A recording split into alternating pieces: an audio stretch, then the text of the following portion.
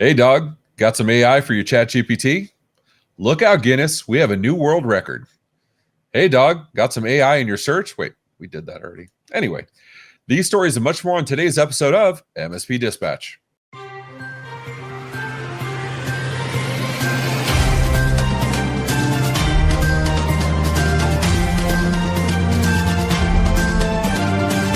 This episode is presented by MSP GeekCon 2023, a conference for MSPs by MSPs. Occurring May 21st through the 23rd, 2023 in Orlando, Florida, this two-day event is built around the journey of technical growth from Tier 1 to Tier 3. Visit mspgeekcon.com for more information. Good morning and welcome to the April 21st episode of MSP Dispatch, your source for news, community events, and commentary in the MSP channel. I'm Ray Orsini, joined as always by my co-host, Mr. Tony Francisco. How you doing, Tony? Excellent, brother. Excellent. Audio is not in the green. It's not in the red. It's right in the yellow. It's in the perfect spot right now. Hi. And the eyebrows? How are you? How are the eyebrows doing? Fleek. One fleek. You know what?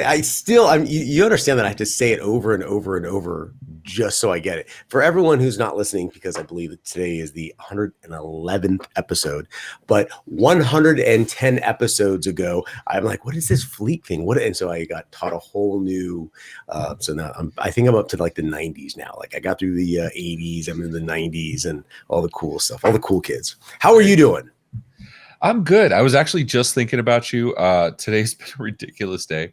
We did MSP Dispatch special report. I did with Alex Farling and Dan Wensley, ScalePad and Lifecycle Insights, now a ScalePad company, talking about the M&A, how it is from inside as a company's getting acquired and being acquired. And then I did a webinar with Carrie Richardson and Jennifer Bleem and a bunch of cybersecurity professionals.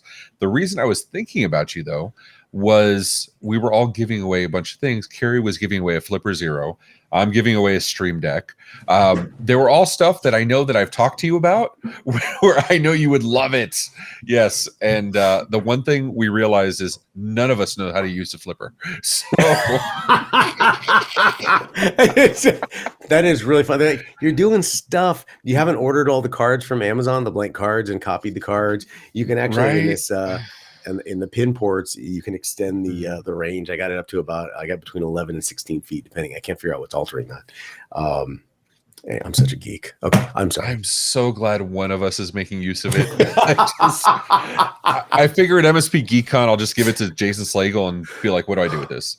So did you just buy a whole bunch of them and just kind of give them out and saying, who does something evil with it? Let's find it. I bought two because one is none and two is one. Like I bought two, right? And then I gave you one because I had no idea what I was doing with it. But no, and talk about like some like other mind-bending news. Did you see the Elon Musk Starship mega rocket this morning? Where is it? Where is it? I see a cloud. I love you, bro. Like you're the best hype man in the world. So Elon Musk sends a rocket up into space, right? Like they were going to do. So his grand plan. NASA wants to put people on the moon. Elon wants to put people on Mars to live on Mars. So he built this rocket. He's built a series of these, but he built this giant Starship. I can't remember the name of it. It has 33 different super heavy rocket boosters. This thing is 400 feet tall. This thing is beyond massive. Okay, they call it a mega rocket. And so you can have an idea of like how much this thing must have cost, right? And he's doing this in partnership with NASA. NASA wants to use him to get on the moon and whatever. And so he had said it had about a 50% chance of success, multi-million, probably billions of dollars for this rocket. And he's like, 50% chance. So it goes up and NASA tweets, congratulations. It was on YouTube, live up in the air. And 2 minutes and 49 seconds in, when the heavy booster was supposed to separate, it went boom. So remember, these are autonomous vehicles, so no lives were lost. It was all okay.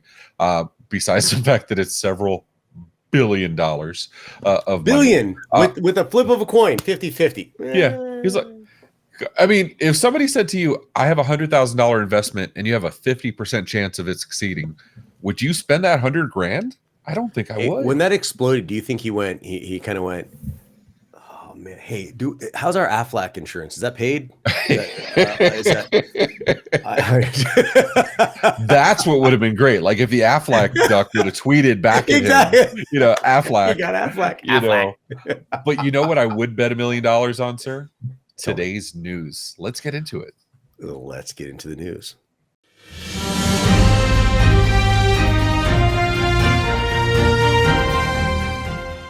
Jumping straight into our first story from darkreading.com, how zero trust can protect systems against generative AI agents.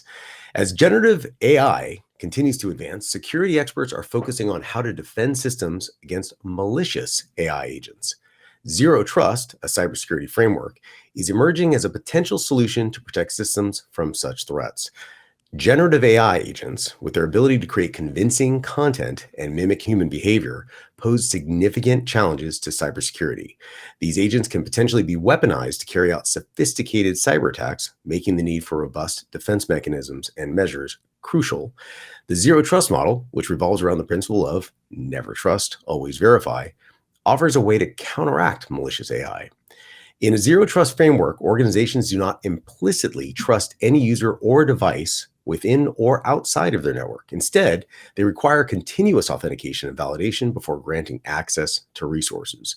This approach ensures that even if an AI agent infiltrates a network, it's unable to move laterally and compromise critical systems. Implementing a zero trust model involves several components, including microsegmentation, identity and access management, multi-factor authentication, MFA, which we talk about all the time, real-time monitoring and analytics. And by adopting a zero trust framework, organizations can safeguard their systems against a growing threat of generative AI agents. Ray, here's all I'm hearing. We need to create Terminator bots to fight Terminator bots. This is all talk to me.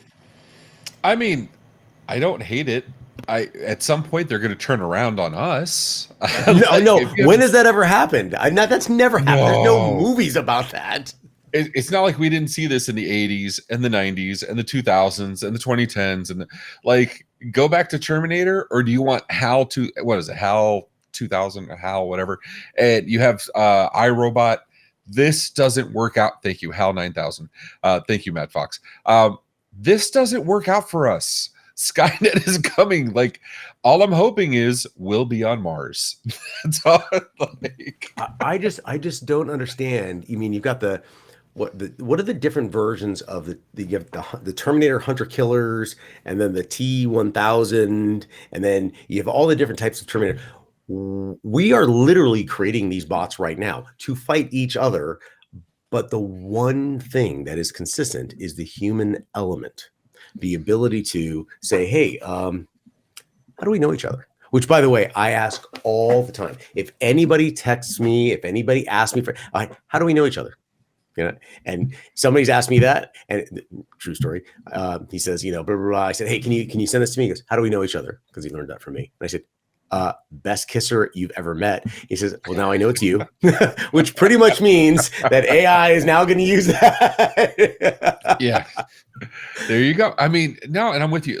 And the one thing that gives me solace is Robert Patrick, the actor that played the T-1000 in T2, yes, T2, yes. T3, I think it was T2. So when he was, this is a nice little Easter egg. I love movie backstories.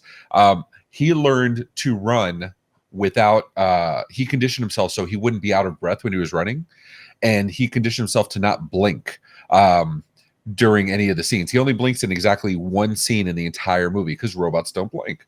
And so when he's running, you never see him out of shape, but he got so fast he was keeping up with the motorcycle when he was chasing it out of the parking garage. Yeah, the parking garage and the arcade, yes, in the mall, where he's doing this, and he practiced. He was so good. So I'm thinking if Robert Patrick can do it and fool the full people, we can do it too to fool the robots. Maybe. I don't know. This is terrifying. Just to be blunt, I mean, there's so much zero trust out there and zero trust frameworks, and the concept of, was it always trust, never verify? Oh no, it's probably the opposite of that. Never trust or always trust, always verify. No one even knows. I feel like somebody's from MSP Dispatch audience is going to come back and say, Tony said, always trust, never verify. Never verify. Hashtag sarcasm. Somewhere Reagan is rolling around in his grave right now. Oh, that was a really good reference. But I am fascinated with all this framework that we are going to start implementing human MFA policies on top of the very tools that we use to kind of automate the expediency of the validation. I don't know. I'm really interested to hear from the MSPs if they already have something in place, because it sounds like that's an eventuality. You know who they should follow? Connor Swamp from Fin Security. He loves talking about human vulnerability training. He's been on the show. I'll point shows here somewhere. But I think it's pretty cool. So go check him out, and we'll put a link to the show in the show notes for sure. Well, I was just going to say, if you don't get validated, the one thing that is just terrifying to everyone is ransomware. Like, you get a ransomware attack, that'd be the worst ever. I'm just so glad it never happens. Right, Ray?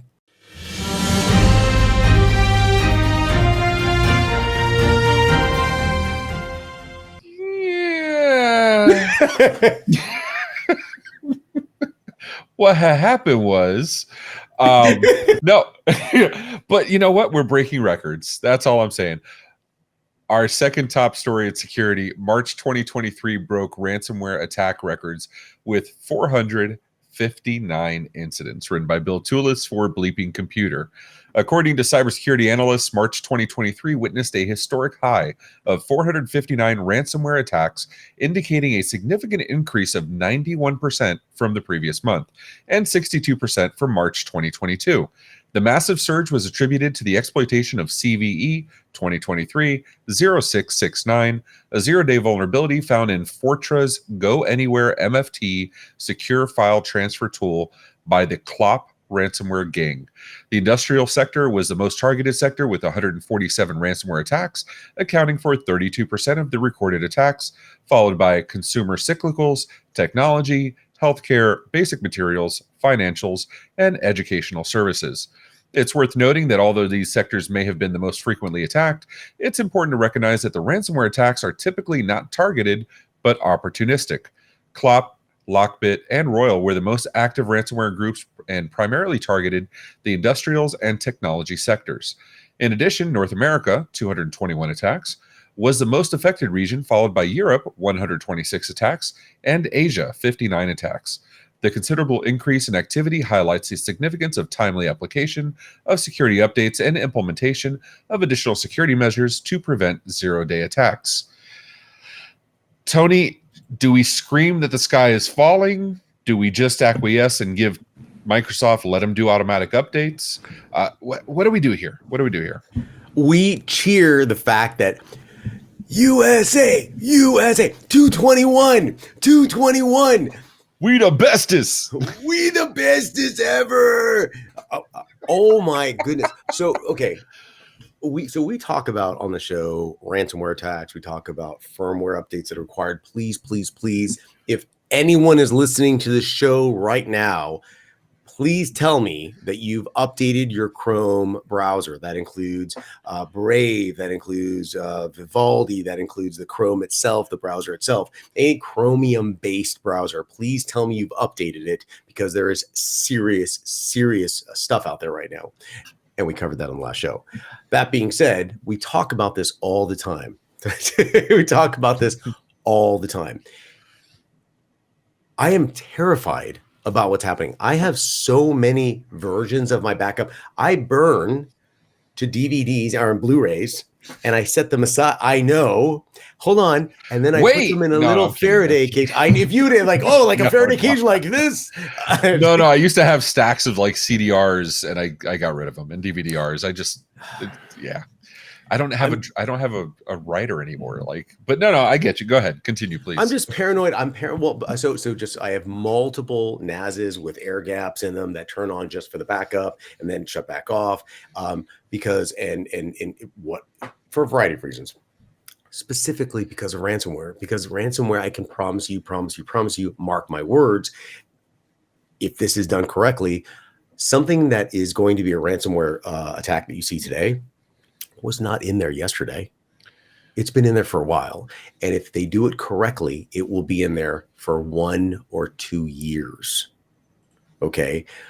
That's what terrifies me. So all those pictures of you and the kids, all the receipts that you have that'll validate the purchase of X that you need for your warranties or service maintenance, whatever it may be, all your tax information, maybe your employment data, maybe your banking information, maybe the critical IP, the stuff that you've been working on, this amazing invention for years, poof, it's gone.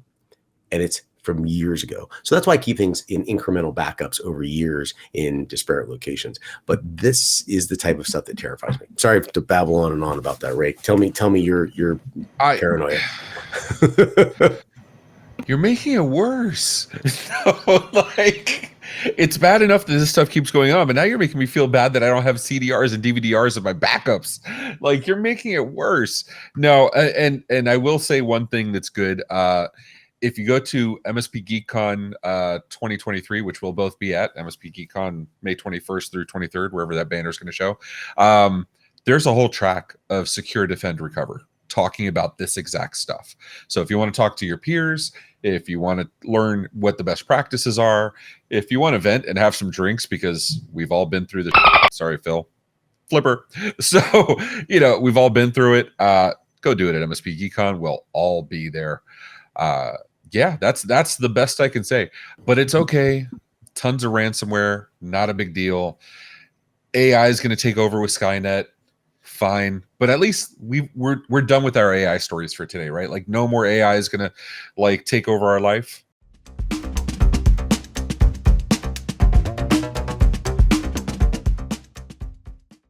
Is this just a game of hot potato? You're just feeling it burn. Straight from CNET.com, Google is reportedly working on an AI-powered search engine. From CNET, Google is reportedly working on a new AI-powered search engine that will improve accuracy and relevance of its search results, potentially revolutionizing the way that users find and consume information online. The development aims to leverage the latest advancements in artificial intelligence and machine learning to enhance the overall search experience.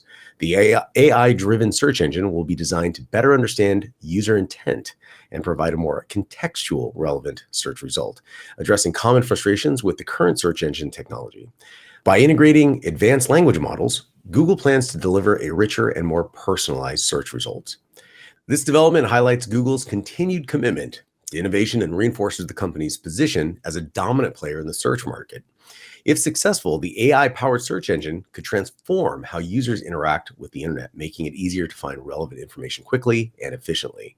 While the exact timeline for the launch of this new search engine is unknown, it is expected that Google will continue to refine the technology and invest in AI research to stay in the forefront of the rapidly evolving search industry. As AI technology advances, search engines like Google's new offering could play an increasingly important role in shaping the future of the internet and the way people access information. Ray, here is my question for you as bluntly as possible. Google initially completely transformed the way we looked at the internet because now everything was accessible and we could recall information on the fly. Not knowing how to use Google at the time was, now is a death knell. But at the time, if you knew how to use Google, it was amazing. My question is this: what is next? I don't know. I just don't want to get taken over. I'm too old to be a slave to some robot somewhere, man. I just, it's not going to work out well for me. I'm just saying. No, I mean, we knew this was going to happen. Google has Bard, so this is a weird one too. Remember, we covered that in one of these episodes, and Phil probably talked about it in depth in AI Roundup every week, 15 minutes, catching up on AI. But we knew that AI was going to get integrated more and more and more into our everyday tools.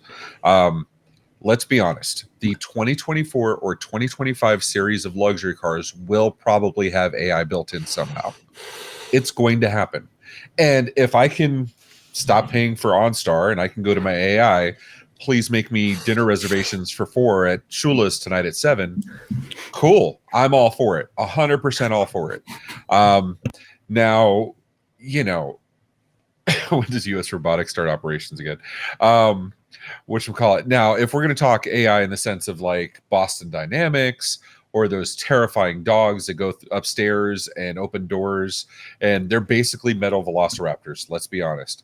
That I'm not down for. So AI in search engines absolutely makes sense. I'm trying to qualify in the sense of we've already had Zuckerberg and Musk and Sergey and I forget his partner's name. I'm sorry. But Alphabet's already been in front of Congress talking about how the algorithms can shape society depending on how it presents information, how it surfaces, whether it becomes an echo chamber or giving you diverse thoughts, and opinions. So when we have AI, and those algorithms are created by humans, they're created by people that can, good, bad, or otherwise, they were intentional actions that created these things. Now, when you bring AI into this, where you can no longer account for why did the AI do this, that becomes a bigger quagmire.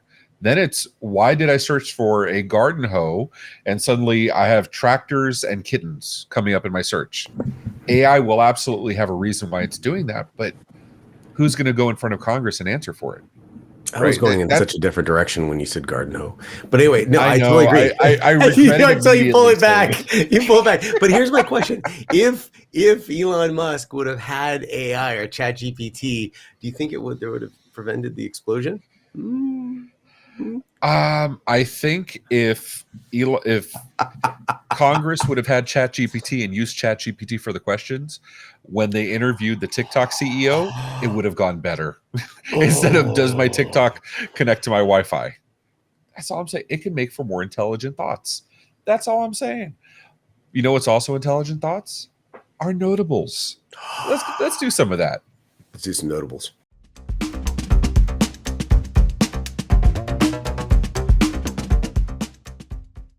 In my first notable mention, Microsoft Defender update causes Windows hardware stack protection mess.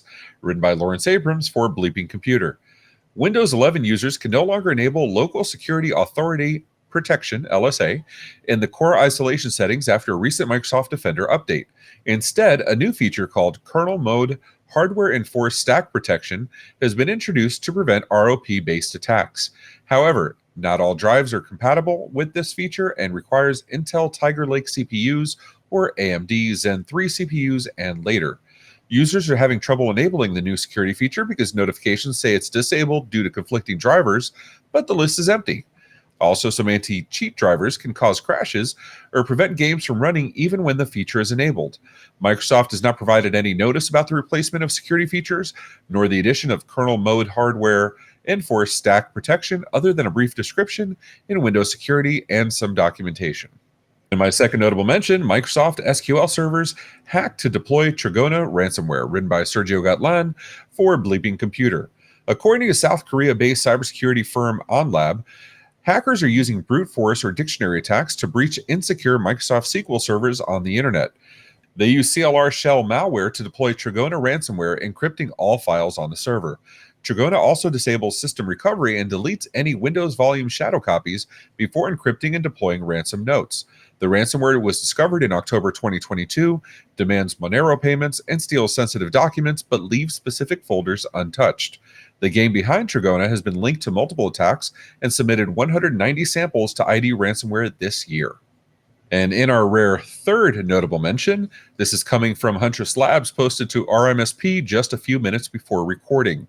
A critical vulnerability in the Papercut application server, noted as CVE 2023-27350 and CVE 2023-27351.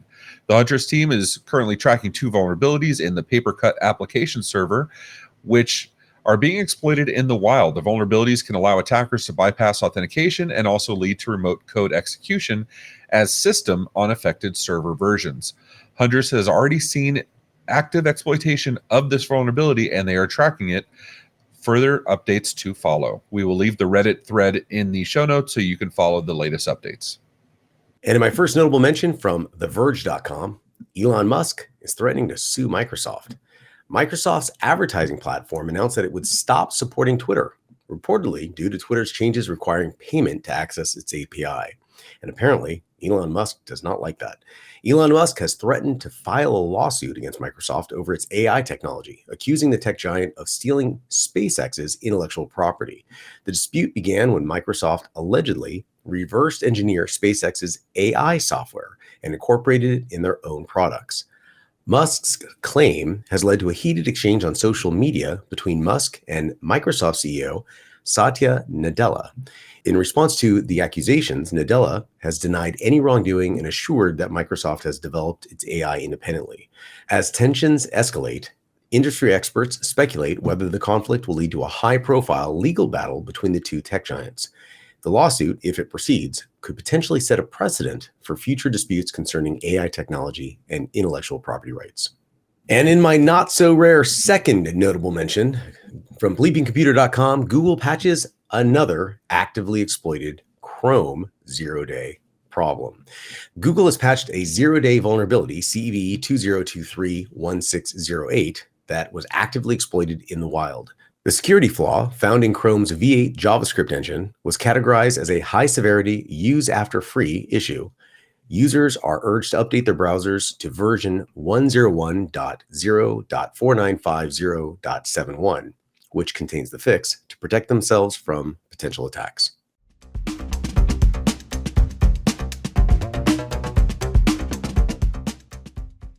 Happy Friday, folks. I'm Phil Buck, and for today's AI Roundup, although we've heard pleas from Elon Musk and Steve Wozniak to slow down the training on generative AI, the latest recipe does not involve a slow cooker or a crock pot, but instead seems more like we're throwing gas on the fire.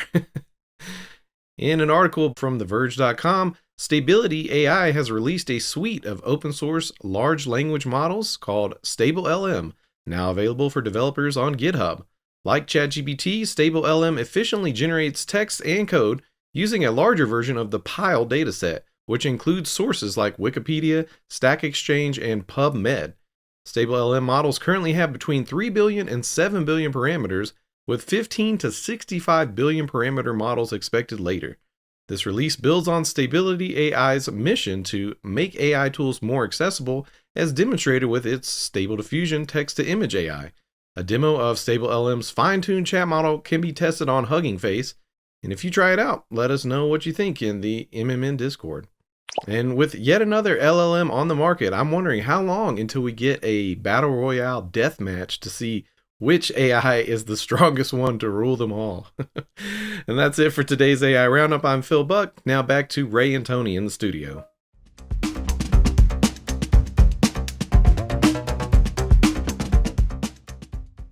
In our feedback from the YouTubes, Harry Torres says, my first job in IT was Verizon's internal help desk as a contractor back in 2002.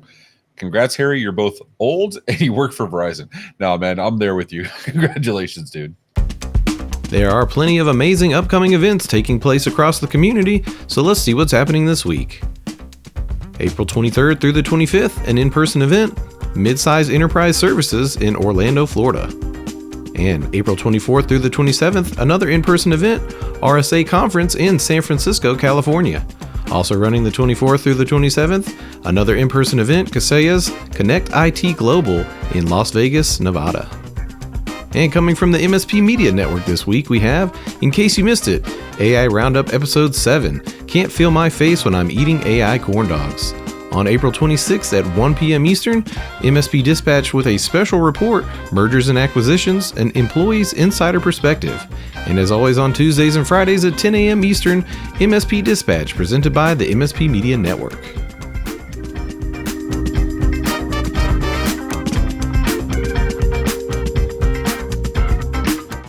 So how'd you like today's show?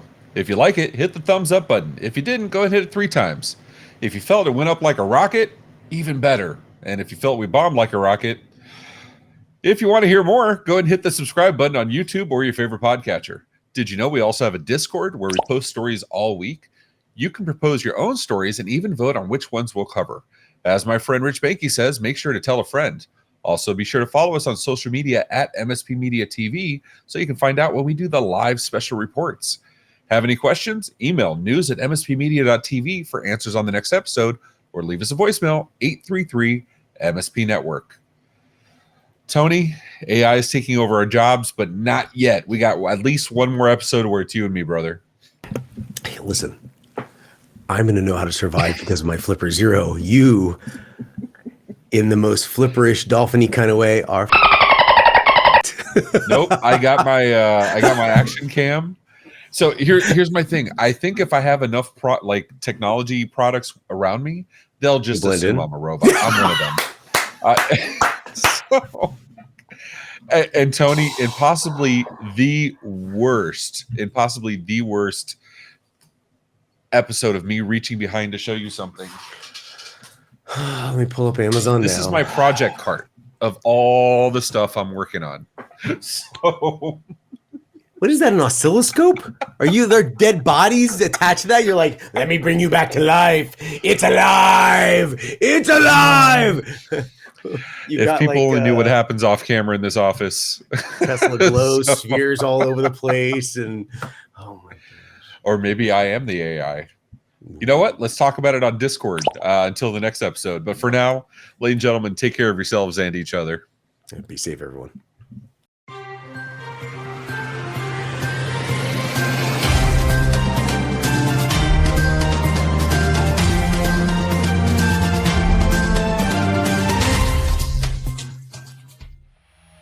This has been a broadcast of the MSP Media Network.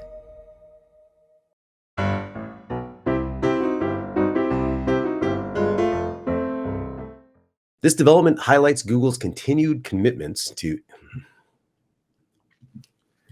It's going so well, so well. There we go. Not my bloopers. I was doing so good. Two things. One, are we going to get started on the episode soon? And two, are you guys thirsty? Is you like that? Oh, so thirsty. My meaty. Okay. As AI technology advances, search engines like Google now offering as a new. I need glasses. One more time. As AI, two more times. As AI, three. That's it. Third time's the charm. Here we're doing this. You guys are just laughing. I can see you know what? ChatGPT wouldn't have this problem. Exactly. Here we go. That's how you know. Tony's not a robot. There you go. You're welcome. Guys. Oh man, that new update gives me that character to perceive flaws in humanity. Here we go. As AI technology advances, search engines like Google's new offering could play an increased important. Fourth time is going to happen, I promise you. Again. They use CLR shell malware to deploy Trigona ransomware, encrypting all files on these. Pulled a Tony. Damn it! All right.